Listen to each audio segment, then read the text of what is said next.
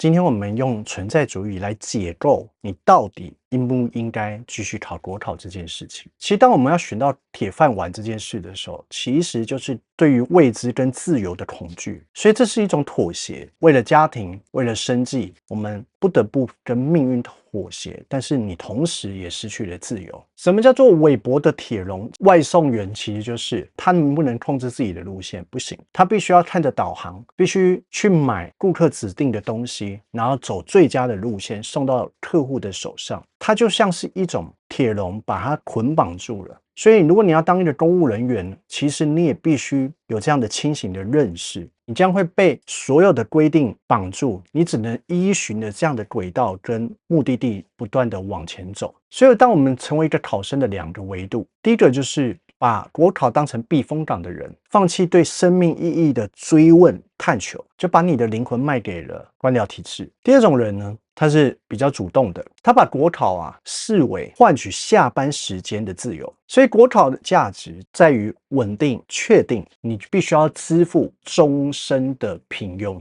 这就是一种代价。在辅考的这几年过程中，我们发现大部分的人考公职不是因为他热爱服务，而是为了解除自己决定自己人生的风险跟重担。马克思所讲的异化，举个例子，你是一个面包工厂的师傅，你用你的勤奋的双手一直做面包，然后越做越大，请了更多的工人，更多的自动化，你亲手把这一个小小的店养成了一个巨兽，结果巨兽有一天来告诉你说，我不再需要你了，你被 fire 了，或者是反过来压榨你，你以前一天可以做10个面包，现在人家用工厂的机制来压你说，你一天做10个，我们现在工厂一天可以做100个，你为什么还是只能做出20个？所以这种异化呢，你必须要去防御，心里很清楚的知道，公职就是一份工作，上班是体制内的螺丝钉，但下班是你的人生下半场。在稳定枯燥的工作结构里面呢，要主动去创造属于自己的微小意义。我们用尼采的精神3变来解构。第一个阶段叫做骆驼，你应该怎么做？我应该怎么做？我们要默默的承受国考的压力，或者是默默承受当入职的长官不合理的要求，忍辱负重，盲目的服从。到了失职的阶段的时候，就是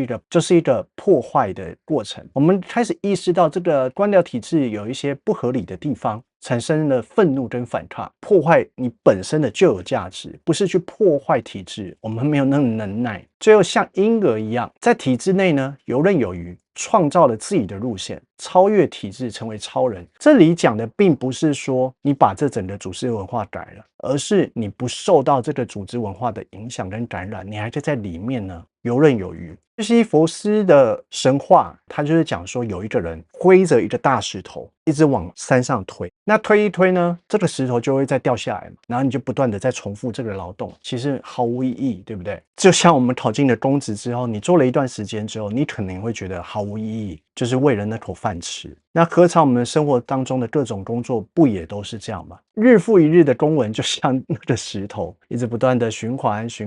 人的本身的出生就没有一个准确的说明书，你应该要做，你活着有什么意义？你是谁？完全由你自己的每一个选择去定义它。沙特讲了一个存在先于本质的观念，这边用了一把剪刀来比喻。当我们一个工匠制了一把剪刀，它的用途是本身就被定义好的。我做的剪刀可能就拿来剪纸嘛。可是人的存在是颠倒过来的，人的存在的本质是没有决定的意义，这就是存在主义的一个简单的一个核心内涵。你生在医生的家庭里面，不代表你就要品学兼优，你不见得要接受那一套所谓的标准，你就应该要当医生。人生的意义是被创造的，世界是一张白纸，你画上什么，它就是什么。也就是说，当我们朝九晚五的公职生涯的生活，但它永远呢没办法知道你内心真正的思想的方向，所以我们要捍卫这一块主动权的翻转。我别无选择，考上之后只能浑浑噩噩等退休，这是一种被动。我们主动的降维打击，就是我选择国考是用最低的风险换取业余时间的自我发展。你是一个拥有公职的人，不是一个公务员。划清界限，你就不会迷失自我。想象死前的那一刻，你会因为拥有铁饭碗而自傲吗？还是会因为从未冒险而感到遗憾？用这个角度，向死而生的角度去思考，你就会知道你是不是应该要继续考公职。你究竟要怎么样去抉择？公职到底还没有好的价值，而不是将你的眼光紧紧盯在那退休金。好，所以要怎么样在这个公务员体系里面生存？其实3个方向。第一个，拒绝体制内的没有意义的斗争，保留你的能量，做到可以过关就好了，不用太过于努力。第3个，发展副业，这边讲的不是业外收入啊，因为法律不允许嘛。但是你能不能去做什么？去学你喜欢的运动，去学你想要的技能，大量的写作，创造你热爱的东西。